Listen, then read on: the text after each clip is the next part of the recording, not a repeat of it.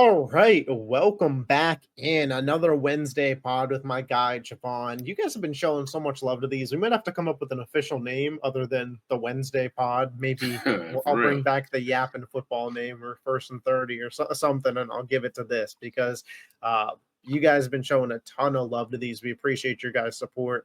Seriously, on the channel, they've all been like 1 out of 10 views. So shout out you guys. Shout out JaVon for being free every Wednesday for these. Last week we did our most underrated teams. The engagement, what it is. We're doing the most overrated. I already know the comment sections are going to be flooded with people defending their teams. I completely get it because if somebody was talking about my team, I'd want to defend it as well. But we're just giving you guys our honest opinions here. We don't know the number. We don't know each other's teams. Raw reactions here. JaVon, I'll let you kick it off. Who is your first, whether it's most overrated or just first team you want to talk about going into the 2025 season? So my most overrated team going into next season, I mean, it's pretty everyone has this team as like the best roster in football, is the Baltimore Ravens. Because they They're do not have on my list. they're not. That's the one No. team I thought was gonna be on your list. I think the Ravens are the most overrated team because like number one, they have the best roster, but you can argue they've had a top 5 roster, ever since Lamar's second or third year starting? They've Yeah, had they've had some really good teams. they've had some amazing rosters. Lamar does not have excuses anymore. And the thing is, the roster is so good and their expectations are so high. I don't know what the odds are to make it out the AFC. You probably know that more than I do, but I don't pay attention to the odds or whatever. They're probably top 3. And I don't see it, and it sucks. But I think Lamar might be holding this team back. Well, it's crazy to say because he has the you're 2 gonna get MVPs. you're gonna get killed for that Listen, take. I'm just letting listen. you know you're getting and I don't want people to co-sign me on the Lamar's holding the Ravens back take fully, but we'll talk about it. To bring up what you said, the Ravens are tied with the Buffalo Bills for the best odds to win the AFC at plus 340, and the Ravens have the best odds of any team in the NFL to win the Super Bowl at plus 650. They are quite literally, according to Vegas, the best team in the NFL. And And to your point, what have they done to prove that? exactly. And look, I can see the Ravens having a season like the Lions did last year, just running through everybody. But is it really going to matter? Lamar has 2 MVPs already. He's won his division. He's won the AFC before. I mean, the AFC, he's been a number 1 seed before. It's like, we're out of excuses now. He has Yeah, a top 2 running back in football. He has the best defense on paper in football. I just think they're overrated because I can't see this team making it to the Super Bowl because of what I've seen Lamar do in the playoffs in the last 3 or 4 years. You can look at his stats, his touchdown interception ratio. His worst game of every single year is the last game he plays in the playoffs. That's his worst game. And I just, it bothers me when everybody is saying, "Oh my gosh, the Ravens best roster in football. They just pencil them in to win the AFC or even the AFC North." We don't even know. Like, I don't know, to be honest. It would not surprise me. This season can go really good or it can go really bad. It's really hard to keep replicating having great seasons like the Bills and the Ravens and the Chiefs have over and over and over again. It's really hard, especially when your season ends like the Ravens do and the Bills do. yeah, that's fair.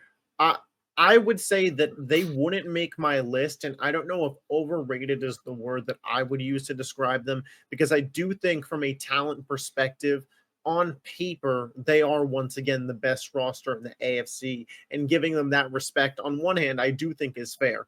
On the other hand, to your point though, of is this the first time we've seen this? You could say last year that they didn't have the best roster on paper. I think that they were up there with Kansas City and with Buffalo, but I seriously think 2 years ago they were the best team in the NFL for the regular season, and that was their opportunity. That was the best shot that they have had in the Lamar Jackson era to win a Super Bowl. And Lamar, what, he put up 10 points in that I game? mean, I don't even remember, but I know he stunk it up. And I do know that everyone's always saying this is the year for the Ravens. This is the year for the Ravens. They're saying it again. This is the year for the Ravens. How is this the year for the Ravens? Well, what has changed? What has changed? They've added a corner and they added DeAndre Hopkins. They've added Jair Alexander True. Yeah, so my pushback would be that Malachi Starks and Mike Green out of the draft. I think Okay. Baltimore may have won the NFL draft. I do think that is something to give of note to. Okay. I agree with you that DeAndre Hopkins isn't a needle mover, but as your fourth or fifth receiving option, like you could do a hell of a lot worse than him. Jair is the real X factor for that team, right? Because when Jair is healthy, he is an all-pro level corner. But looking at Jair as if you're going to get 17 games out of him plus a fully healthy playoffs does feel a bit unrealistic to me. For Baltimore, the key is at the end of the regular season, having him healthy going into the playoffs. If he misses, weeks 8 through 13, like I'm sure they'll be fine. They've been, the best team in the regular season for years now. Lamar's been the best regular season player for years now. But it does go, and we're going to get pushback. There is a bunch of NFL people out there nowadays that, I talked about this. I don't know if the video came out yet where I talked about this. I don't think so, but where what people used to focus on, right, was the results. It was all results-based thinking. Did you win the Super Bowl? Great, you're the best player. End of discussion. Then I think things changed a little correctly to where the process and what you do in the regular season started to matter more. However, for some people, that pendulum went all the way to, if you got one bad game in the playoffs every year, doesn't matter because for 17 games, you were so good. And to me, there has to be that balance of, yes, regular season MVPs matter, but you have to be able to do it in the playoffs. In the regular season over the last 3 years, Lamar Jackson's been the best player in the NFL. In the playoffs, you could argue he hasn't been a top 5 quarterback. Yeah, and listen, this is the last thing, and I'll let you say your team. I'm not going to lie, man. It's been the last 3 or 4 years. People have considered the Baltimore Ravens to be true contenders. How many years in a row do you think that the Ravens can just roll into the playoffs with basically their whole roster healthy as well? I mean, Derrick Henry. I mean, you got Lamar. He's been available, but there's been players like Joe Burrow and other Pro Bowl caliber quarterbacks who've missed playoff games. And how many more years do you have as Mark Andrews being an above average tight end? You don't know. How many years do you have left just being able to start a playoff run with a fully healthy roster or a decently healthy roster as well?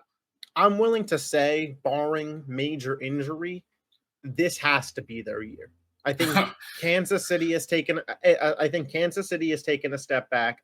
I think Buffalo on paper is below them. I think Baltimore did enough to get past Buffalo. And you could argue that Baltimore should have won that playoff game last year, despite Lamar not having the best game if a 2-point conversion isn't dropped. But, that game would have been tied then. So who knows what would have happened. Their division, Joe Burrow doesn't quite have help at this point in time. The Denver Broncos, are they really ready to make that jump? Same thing for the Chargers, same thing for the Texans, right? Some of those younger teams there. Like Baltimore on paper, this should be their year. And we talked about this last year, so I know you agree with me. We have to hold Lamar Jackson to that standard. Because if he has another bad playoff game like he did, and we talked about it last year, but I think everybody needs to be on the page of it's time to criticize him for those performances at a high level. Oh, yeah. I mean, I get it. He's what? He's going to turn 28 or he's 28 years old already. I'm not sure. But I mean, man, he's in his prime now. He's entering his prime now, and he has 2 MVPs already. Yeah. So, and people would say he should have had a third last year. So exactly. I think I was one of those people, but right. So we'll Baltimore, certainly high pressure on them. One person on this show thinks they're overrated. My number one team that I'm going with, and they are also my most overrated team, is the Green Bay Packers. The Green Bay Packers, to me, I don't think they make the playoffs this year. And I think that with their schedule, it's highly on the board that they finish with a losing season. They play the NFC North, who the Lions, the Vikings, and the Bears, who the Bears got better. Last year against that same NFC North, They were 1-5, and the one game that they won was on a blocked field goal against the Chicago Bears. As bad as the Bears were last year, it took a blocked field goal for them to win that game. Then we have also on their schedule the Commanders, the Cowboys, the Bengals, the Steelers, the Broncos, and the Ravens. So that's 12 games that are not give-me's, that are, Yeah. I would say, hard competitive games right off the bat. What has Green Bay done to get better this offseason? They They moved Bo drafted Melton to Matthew. corner. They moved Bo Melton to corner. They drafted Matthew Golden, but Christian Watson's likely out for most of the year. Is that a wash? Is Matthew Golden better than Christian Watson? I don't know at this point. I wasn't high on him going into the draft personally. They paid Aaron Banks, a guard from the Niners, who wasn't that good last year, and they gave him $20 million a season. That defense doesn't have a premier edge rusher. They lost their all-pro corner. Almost everything on that defense relies on Xavier McKinney getting timely turnovers. Are the Packers good enough to compete in the NFC North at this point in time? I'm not sure, and I'm not sold on it. And Jordan Love, where does he rank amongst NFL quarterbacks? He's firmly outside of my top 10. He might be close to 15 at this point. The guy is a guaranteed turnover a game, and he is not a spring chicken. Like, he sat for years behind Aaron Rodgers. This is a guy that the development, like, we're on a quick timeline here. Yeah. And I'm just not sure with the pieces around him, there's enough, man. Yeah.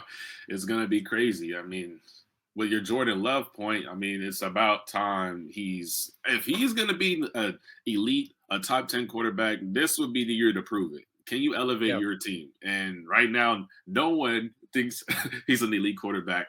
I mean, are people sure he's better than Brock Purdy? Like, I know he's I have Brock Purdy ahead of him. Exactly. I mean, Brock Purdy, Dak Prescott.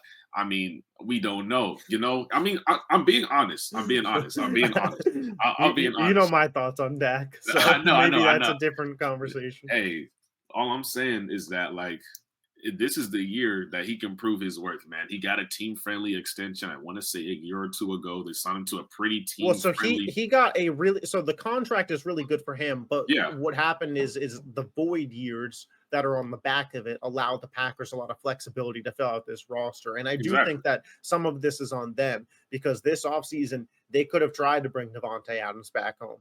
They could have made a push to trade for George Pickens, who was on the market. They could have made a push to trade for DK Metcalf, who was on the market, and gotten their team a true wide receiver one for Jordan Love, which was the number one thing they were lacking last year. When they were in that playoff game with the Eagles, what was the one thing that consistently was killing them? There was not a target that they can consistently go to and just believe in to pick up third and mediums in that game.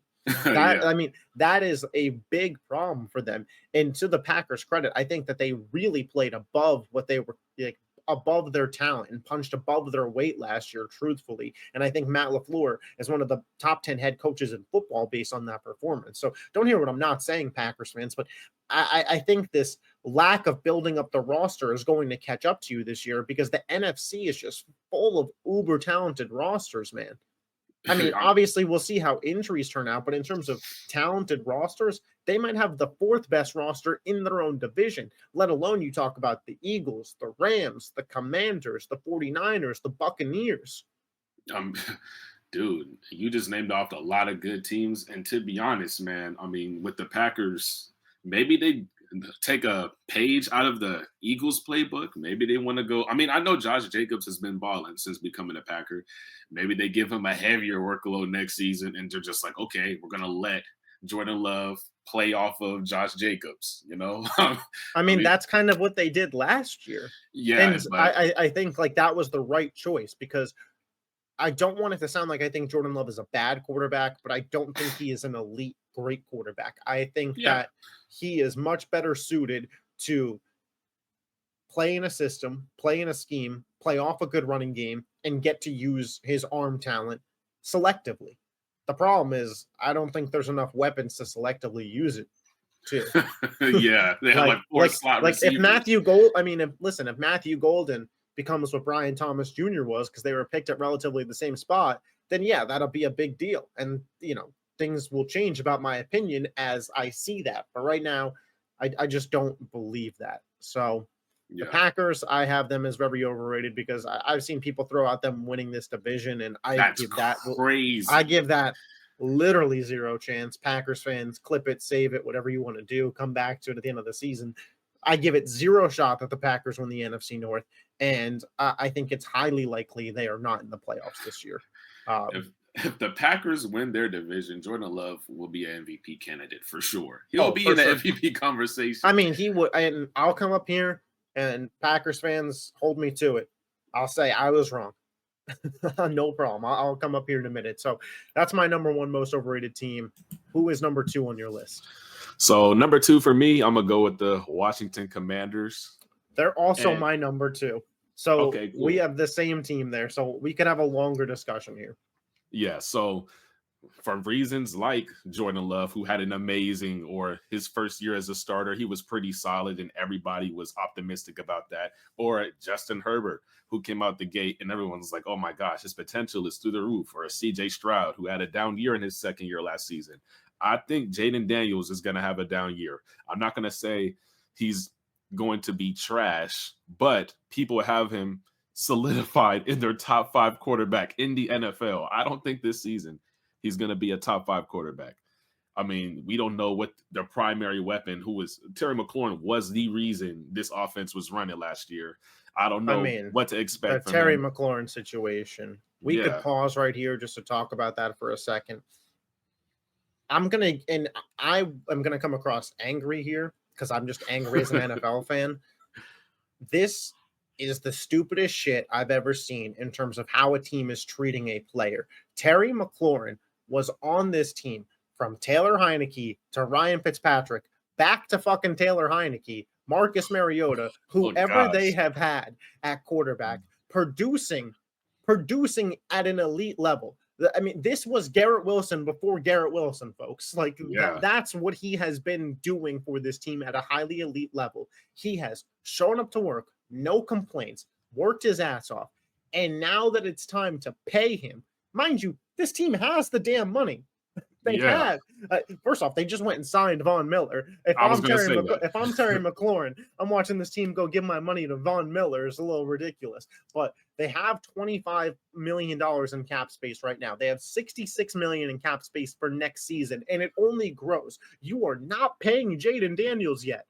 That quarterback contract is a rookie contract right now. Yeah. If you gave Terry a 4-year extension, you still would not be paying Jaden Daniels by the end of that extension. You are not paying a star edge rusher right now. You don't have one on the team. There isn't a star player on that defense right now. Bobby Yeah. Wagner's the best player, and he's like 40 on your defense. Like, you just traded for Larmy Tunsil, so you are paying a premier left tackle money. I do Cool. understand that. Yeah. But Cool. there are plenty of teams in this league that pay a tackle and a wide receiver, let alone the other positions I just said.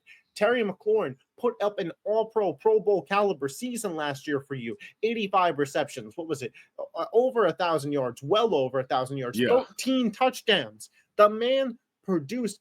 And let's talk about how much you need him. Who the hell is Jaden Daniels throwing the ball to if he's not out there? Debo? Noah Brown? Yeah. Luke McCaffrey? That's your receiving core? You just realized that you have a star quarterback in Jaden Daniels. He's a superstar quarterback. He's already being in people's top 5s, and he should be in everybody's top 10s. You have that. Go win now. Yeah. Pay the man. I don't know if Hey. the roster is good enough with Terry, but I certainly know without him, it isn't. You are asking Jaden Daniels to move mountains if you don't have Terry McLaurin. Yeah, and I'm not gonna lie, this prediction I have as the number 2 most overrated team, this is still assuming that Terry McLaurin plays this season Me and too. assuming that Me they too. somehow, some way can get this contract shit settled out or whatever. But honestly, man, it's really hard for a team to replicate this success. And I'm not gonna lie, the Commanders had a fair amount of luck last year. They did. They had a fair amount of luck in their games, and it's just gonna be really hard for a second-year quarterback to replicate what he did in his first season. It's just that simple. There are some people saying it's possible if he takes another leap that they can win their division. That's not going to happen. I don't think it's going to be a Jaden Daniels himself regressing or himself getting worse. But there's two Okay. big parts of this. One, I mean, these offensive coordinators have now had a full season of tape. Like Jaden Daniels, people thought he would be good, but how good he was certainly snuck up on NFL teams last year. Yeah. Nobody came into the season expecting Jaden to be as good as he was, not even Commanders fans. Number two, and I think this is a big one, Cliff Kingsbury's previous stints in the NFL, he usually has one good season and then it's figured out. Does their offensive coordinator, Cliff Kingsbury, have a second year? Because last year it was a lot of screen passes. It was a lot of let's get 4 yards of play, a lot of nickel and diming down the field. And you give these NFL defensive coordinators and defenses an offseason to look at Jaden Daniels, see what he was doing, and study Cliff Kingsbury's offense. We've seen them already readjust to Cliff Kingsbury's offense. That's how he got let go in Arizona. So we've already seen a version of this book fail for Kingsbury. Does he have that second gear? I don't know. And look, I do think Jaden is a very good quarterback, but honestly, man, like I said, it's really hard. I think they got a little bit too much credit too early. When I see this Commanders team, it does remind me of the Houston Texans of a couple years ago without the defense. You know, it does remind me of that. And Jaden is better than CJ Stroud. You go from that fourth place schedule to a second place schedule. Yeah, and Jaden is better than CJ Stroud. I can confidently say that. But are we so confident?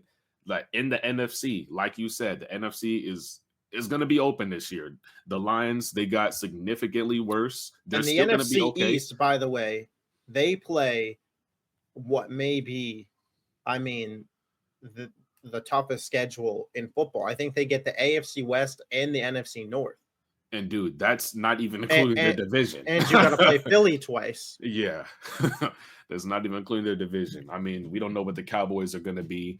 And I mean, the Giants, I mean, they're kind of buns, but the Giants, I think the Giants defense, they'll play them tough. Will keep them relatively in games. I mean, listen, I'm not sitting here telling you that the Giants are going to beat the Commanders. Like Commanders fans that are already pounding their keyboard, like don't hear me saying that. But you got at Green Bay, you got an at Atlanta, at the Chargers, versus the Bears, at the Chiefs, versus the Lions, versus the Broncos, at the Vikings, and then 2 Eagles, 2 Cowboys games on that schedule. Like like that's not easy. And look, you got the Rams, you got the Buccaneers, maybe the Bears, Lions. Who else we got? Philly. I mean, the Vikings. Who knows, man? I mean, it would not surprise me if the Commanders didn't make the playoffs. I'm being honest. It wouldn't surprise me either. And that's why. I could see us getting some pushback for this. I also want to make note of this. Per PFF, the Washington Commanders have the 31st ranked defensive line in football. 31st. It's not a defensive line that is going to be able to do anything against some of these teams. And we saw that kind of be their kryptonite versus Philly last year, in which you were able to run the ball down their throat. Yeah. And teams with high-level running backs that they play are going to be able to do that. They play a Josh Jacobs. They play an Ashton Genty. They play a Bijan Robinson. They play a Saquon Barkley twice. They play a Jahmyr Gibbs and David Montgomery, who were able to run up and down the field on them. Marion Hampton on the Chargers. I think he's really good, but, that's just me. Yep. They have the 19th ranked offensive line, so they're not in the top half there. Their weapons room, we just talked about. Terry McLaurin's great, but I wouldn't rank them in the top half of weapons room. You're, again, putting a lot on the shoulders of Jaden Daniels. And I don't know how much you really improved this roster if you did it all. You lost a Jeremy Chin at safety as well. It's a big so piece. You lost a piece on that defense that was a veteran defensive leader. And Marshawn Lattimore, how healthy is he going to be on the season? He wasn't good when he was healthy, to be honest. There's a reason that we both came to the conclusion on this team. Because I don't want to say that it was a fluke last year, because I do think Jaden Daniels is a top tier talent. However, the Detroit Lions really shit the bed on that game. Yeah. And, I just think that people that are coming into this year with the expectation that if the Commanders don't get back to where they were or further and it's a failure is the wrong mentality to have. Because the team was way ahead of schedule. And like we saw with the Texans and CJ Stroud, like we saw with the Packers and Jordan Love, like we've seen, when it was the Chargers and Justin Herbert coming off his rookie season, things catch up to you in the NFL. And every year's a new year. And look, I don't know what your primary reason is, but my primary reason why I have the Commanders here is because I look at this schedule and I look at this roster, and I don't think it matches up with the expectations at all. You claim you got a top 5, a top 6, a top 7 quarterback. I don't think he can lead this team. I think it's possible, like I said, they don't make the playoffs. So with that being said, I have to have them as an overrated team. I think that this defense is a bottom half defense in football for sure. And I have my doubts about Cliff Kingsbury, meaning there would be even more on Jaden Daniels' shoulders. And if Terry McLaurin's not on this team, you could pen me in, put it in ink that they're not making the playoffs. And then it's like okay, that's how desperately they need him. Yeah. That's my thoughts on that. We talked a little bit there about the Commanders for a good length there. They were the number 2 team on my list as well. So I'll kick it to you again. Who is the number 3 team on your list?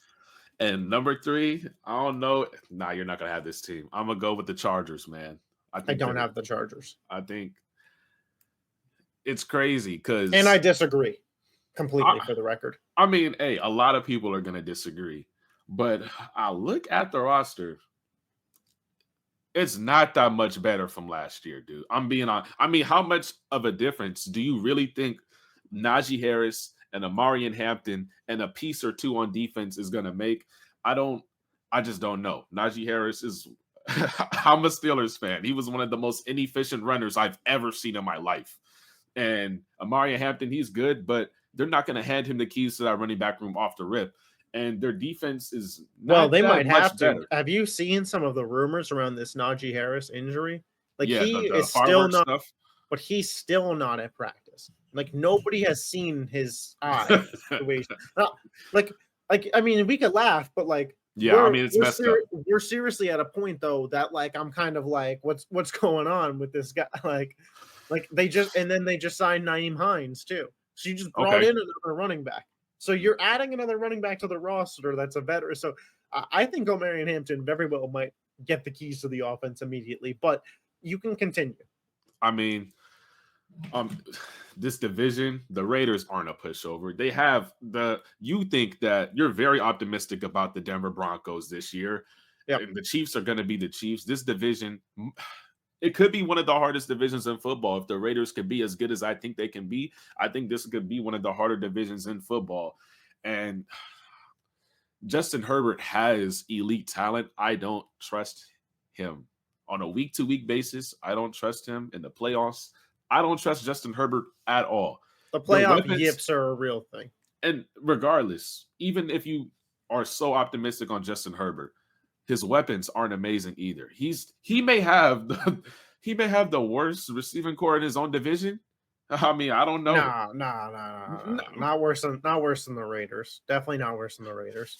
Okay, I'm including Brock Bowers too, but I hear you. I would still Lab McConkey. I mean, who's the guy? Will Disley? I love Trey Harris, the receiver out of Ole Miss they drafted. He was a top 5 receiver in the draft class for me. I thought he fell to them. Well, okay, but we've seen rookie wide receivers. Okay, Lad McConkey was a rookie, so okay, yeah, I'll give you on the same team. But Ladd, we saw Brian Thomas, Malik. I'm not saying he's going to be those guys, but receivers, rookie, you could throw that out the window.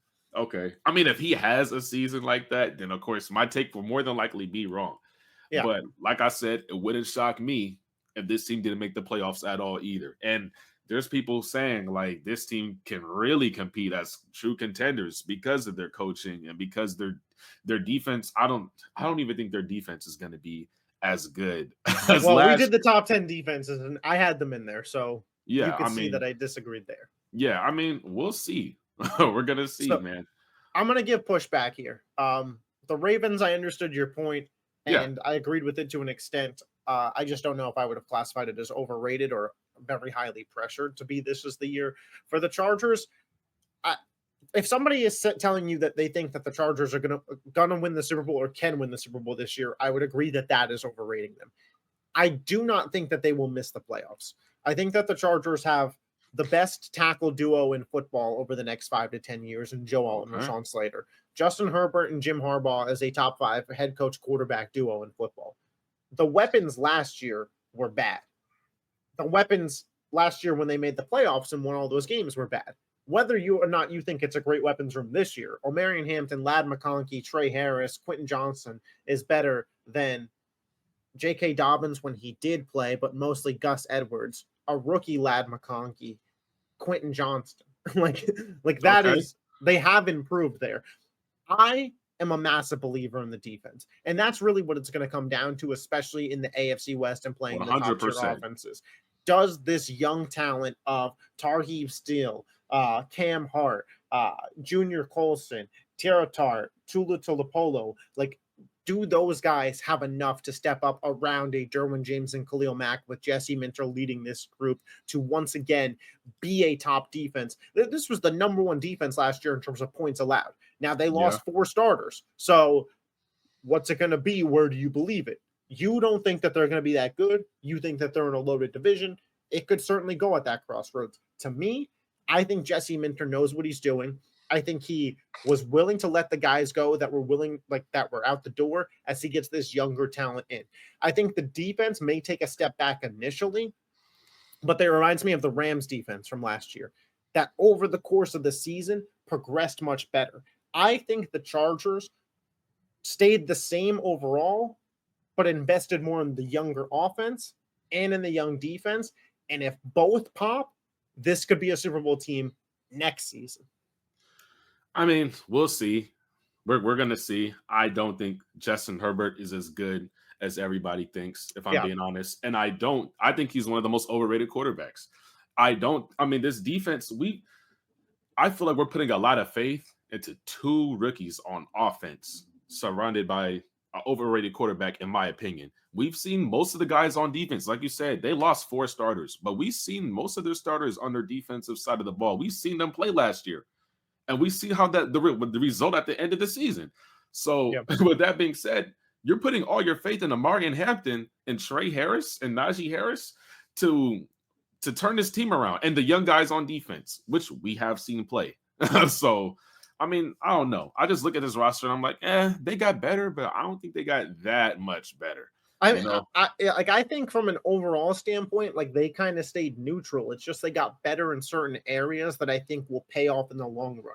I don't know. Yeah. I'm bought into the team construction that they are building in Los Angeles, but I don't think this is a year that they're a top tier contender. Yeah, and I could be wrong. They could turn into, who knows? Maybe they turn into the modern day Detroit Lions. My thing is running back. Yeah, when you're betting against Jim Harbaugh and Justin Herbert, I think that is an interesting bet. And again, it's the only one that we've completely disagreed with so far. So if you're a Chargers fan and you're typing a comment, it is not at me. Hey, I want to hear what y'all got to say for real. My number 3 team, the last team on my list here, is the Atlanta Falcons. Wow. What? That came out of nowhere. I don't think the Atlanta Falcons can win their division, and they're being talked about as if it's a neck-and-neck race with Tampa Bay. And in reality, I think it's a neck-and-neck race with the Panthers competing for second place. And one of those teams will be second, one of them will be third.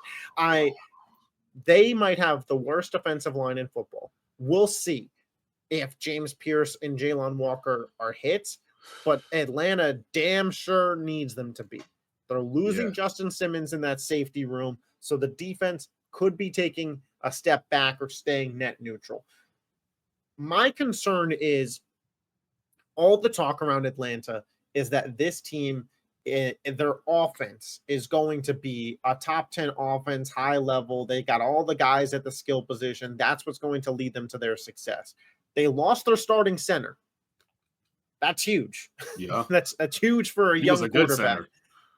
Kyle Pitts, I've given up on the breakout. To my fantasy football players, I'm sure you gave up a long time ago. I'm out on him. Yeah. And Michael Penix Jr. Are we sure he's good? I know That He showed flashes. I know that he was better than Kirk Cousins, who was about 40 years old coming off a torn Achilles. I know, Falcons fans. The team looked much better once Michael Penix was in. Does that mean that they're good enough to win the division? The guy had a negative touchdown to interception ratio in the 3 games he played, and he had a 1-2 record. That's not exactly a pace that I believe in. Now, the game with Washington was fun, and Penix looked good. Yeah, And Penix's ceiling as a thrower, it is there. But we're really essentially going into his rookie season. There is going to be ups, and there's going to be downs. And I don't think that the roster around him is good enough to win the games where he's not playing well. We saw it last year with Kirk Cousins when they went on that losing streak. When their QB's not playing well, that team loses football games. And Tampa is a legit Super Bowl dark horse, and I don't think there's more than one playoff team coming out of the NFC South. I mean, dude, if people have them potentially even a little bit over 20% chance of winning the division, they're overrated, dude. They're what? They remind me of the Chargers in their own unique way. They're relying on these 2 rookies, but on defense to change the dynamic of this team. But when you look at the roster, you're like, okay, they lost a couple players on defense. They lost a big piece on offense. But in totality, this team hasn't really changed. So what's the difference? They're relying on those guys to generate a pass rush, and if they don't, QBs are going to have all day. Yeah, I mean, the viewers are going to see this video a little bit late, but we just got the news that Christian Wilkins is a free agent. I mean, whatever you could throw a bag, man. Yeah, I mean, listen, if Christian Wilkins goes to the Falcons and could play, because based on the Raiders releasing him, I don't think he could play right now anytime soon. But they have no edge rush outside of these rookies that they brought in, and we'll see.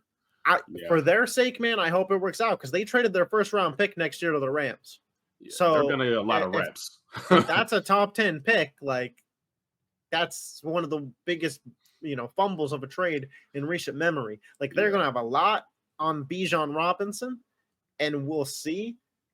But I mean, there's people predicting them to win this division. There's people that are saying it's going to be competitive with Tampa, and I think Baker Mayfield would have to miss a month of the season for Atlanta to be competing with Tampa Bay. If I'm being completely honest, like this is a mid team that is getting hyped up off of a couple fun games from Michael Penix. I don't even want to say good. Yeah. Like they didn't win. They were 1-2. And it's crazy because there's another rookie who his team won 14 games last year, has way better weapons in JJ McCarthy, and we don't see hype going on in Minnesota at all. I see the opposite going on right now, which exactly like I'm so high on Minnesota, so we talked about them last week, and we got a little pushback in some instances. I think I couldn't really understand the comment, but in Atlanta, while you're at it, I don't know. Justin Simmons is still a free agent. I don't know how. But bring him back. You need the help, bro. You need the help, man. They need a lot of stuff, but their offense and Michael Penix can get the chemistry going. It has potential. If he can unlock Kyle Pitts, that will change everything. But of course, your typical training camp reports have come out that Michael Penix's favorite target, Kyle Pitts, to open the training camp. So I mean, dude, their weapons are good. Darnell Mooney is underrated to me. I like Darnell Mooney. I like their weapons. Their weapon score is nice. I mean, the Bijan, Drake London, Darnell Mooney, Algier is a great backup. Kyle Pitts, I don't really believe in anymore, but it's something. I used to. Yeah, I used to. Their problem is going to be the defense. Yeah, so those are our 5 underrated teams. We agreed on 1, so we're a little short on time, but we went pretty long on the Ravens and Commanders both, so we're still around the 40-minute mark. We will be back next week with our bold predictions video. So it's gonna be fun. If hearing our overrated teams wasn't hot enough takes for you, we're coming in hot, and we're not settling for bold take. Patrick Mahomes is good. like these are undefeated again. Imagine. When I said that, to be fair, they went 15-2 and had a lot of injuries. I wasn't. I wasn't completely off, but I mean, I was wrong, obviously, because I predicted undefeated, but I was closer than most would We be got to on revisit prediction. that video from last year. And I don't remember what my takes were, if I'm being honest. So, I think it was on my old channel, but I still have yeah. the videos access to them. So I'll look them up and I will have them ready to go at the start of next week's pod. I will remind everybody what our takes were last year, It's and going to then be we will fun. go into our takes this year.